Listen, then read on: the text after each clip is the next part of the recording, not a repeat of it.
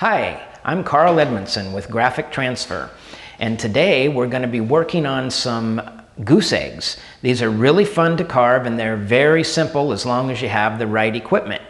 We're going to be using the Shofu Lab Air Z. Now this tool is an air-driven tool and it turns at almost 360,000 RPM. It's that RPM that allows you to carve a goose egg. If you try to use a Dremel or a Fordham, you're just going to get frustrated. I've tried a Dremel and you can't even poke the bit through the shell on a goose egg, let alone on some tougher eggs.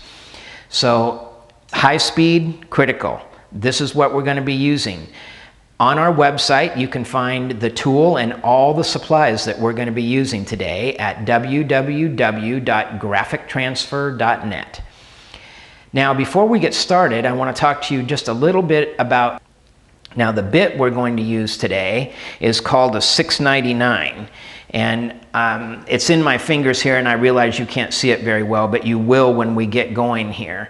It's almost a straight bit, has a slight taper. It's a cross-cut bit, so it's very aggressive.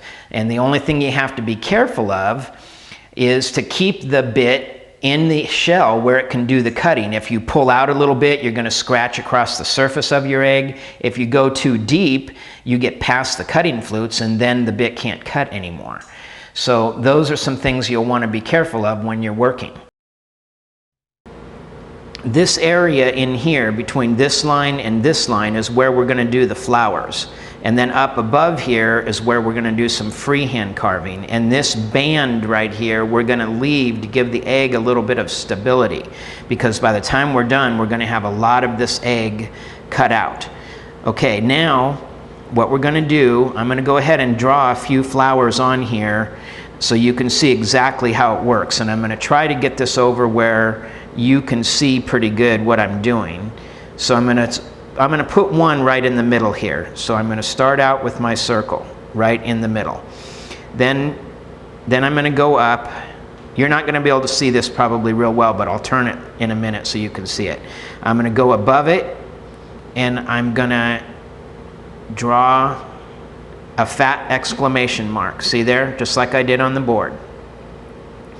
Now I'm going to come down below it and I'm going to draw another fat exclamation mark.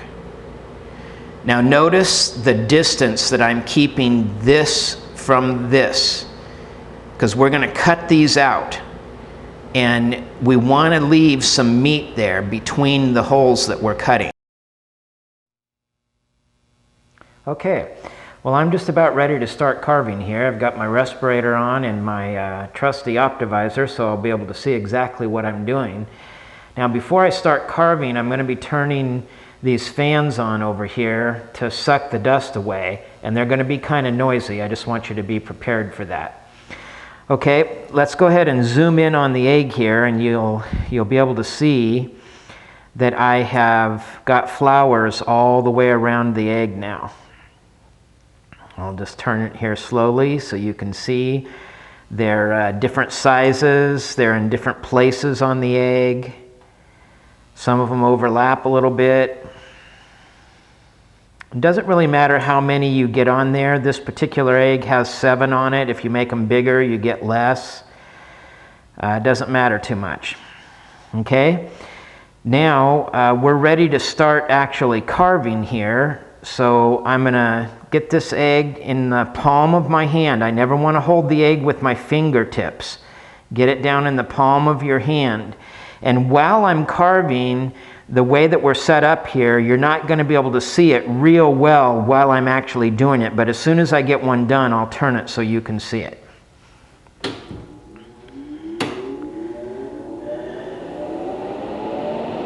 Okay, we've got the dust collector fired up.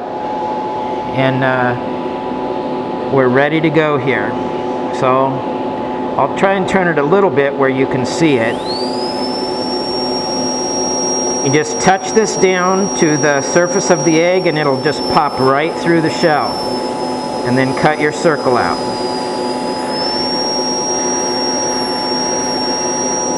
Okay? It's just that simple. Now I'm going to go ahead and just start cutting the petals.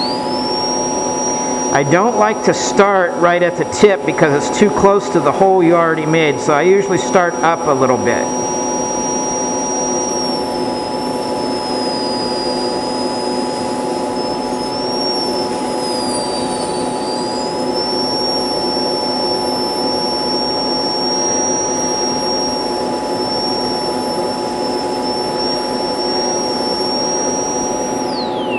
Okay, so there's one cut right there. Now we'll just keep going, and I'll have Shirley stick with me here for about 2 flowers, and then we'll cut out.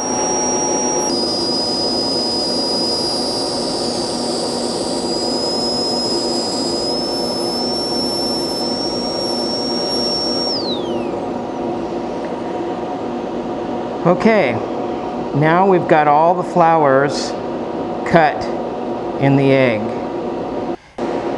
What I'm going to do is just pop it into the shell, come to the line. I'm going to cut along that line for a little ways and then just go up and make a shape. Doesn't really matter what that shape looks like. Now I'm going to do a few of these and then you'll start to see what it's like. Now the only thing I have to be careful of is I have to keep some meat here, so I can't get too close to this hole I've already cut in the egg. So again, I'll start right here, and then I'll just go up here, and I'll come down to the line.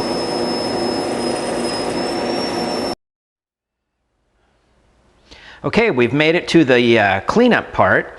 Now we're going to be using some of this Comet right here and a handy toothbrush, and we're going to rinse the egg really good first and then start cleaning it. So I want to get the egg nice and wet, get any pieces that are stuck in there, get them to fall out. Then I'm going to turn my water down to just where it's barely running so I can keep my toothbrush wet. Then I'm going to dip it in the Comet here, and then this is the one we did in the video here, and then here's one I told you about with just freehand. You know, I left a little meat for it there to give it a little more stability, but you don't have to. You could just do it all that way, like this one here we call the whole thing. And that's just all different size holes cut in that egg. Those are kind of fun to do, and as you can see, they make a really pretty egg. And then this hummingbird egg, that we're going to save for another class. This one you do with applique film, and you actually put the applique film on the egg and then use a couple of different bits and cut it out.